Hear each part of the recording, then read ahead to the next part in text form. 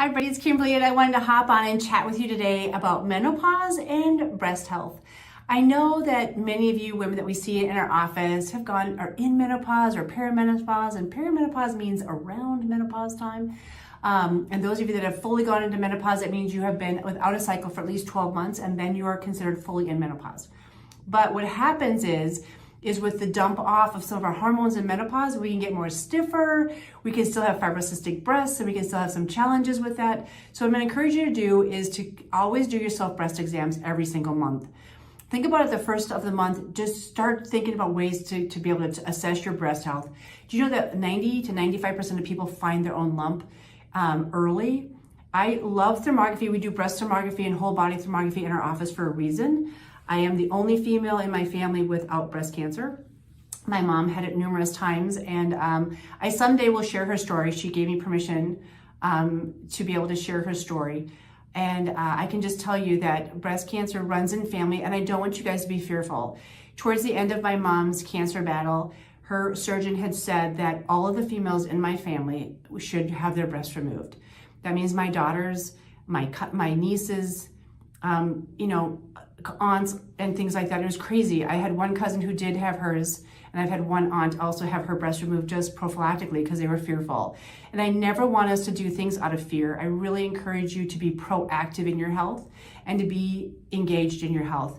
Our healthcare system doesn't encourage us to do that. It encourages us to be passive because we get onto child visits and then, oh, I'm sick, I should go see my doctor. No, you should really be proactive in your health, because as you're gonna find today, medical is very, very short in doctors, and there's a very chronic shortages of nurses. So I encourage you, be really proactive in what you're doing with your diet, your activity. Think about mental health and the stressors that you're under, and not overpacking your schedule.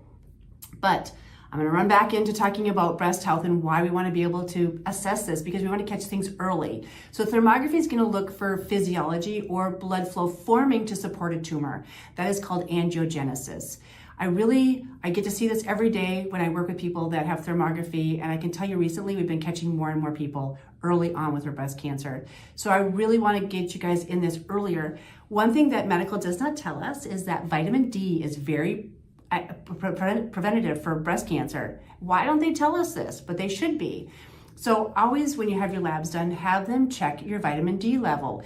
If your doctor gives you a pushback, which they shouldn't, but I can tell you almost every HMO that we have to deal with pushes back on this.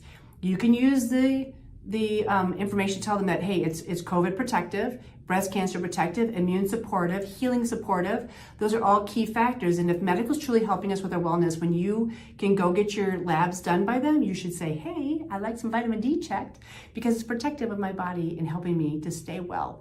So think about those as you start being aware of your breast health. Also on the sides of your breasts, like when you're putting your shirts on if you start feeling, oh God, I feel a little tender over here, or along the center of your breasts, you have a lot of lymphatic on the sides, the front sides, around the bottoms, and on the sides here.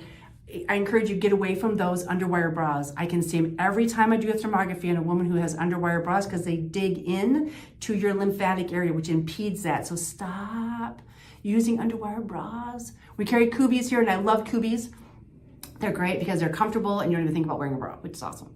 And it doesn't impede your lymphatic flow. So, and whenever we hear about cancer, the only time we hear about the lymph is when they say, oh, they found the lymph. And it's like, oh no, they found the lymph. Well, that means bad.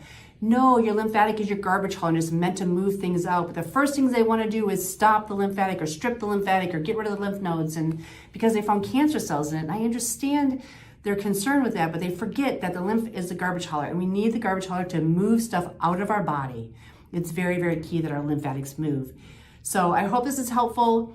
Think about ways to keep yourself healthy and happy, because that's really, really key as we age, and medical it's not their job to do that, to keep you healthy. It's yours. If you have questions, always feel free to reach out to our office. We do thermography every day in our office, Monday through Thursday. We'd love to see you.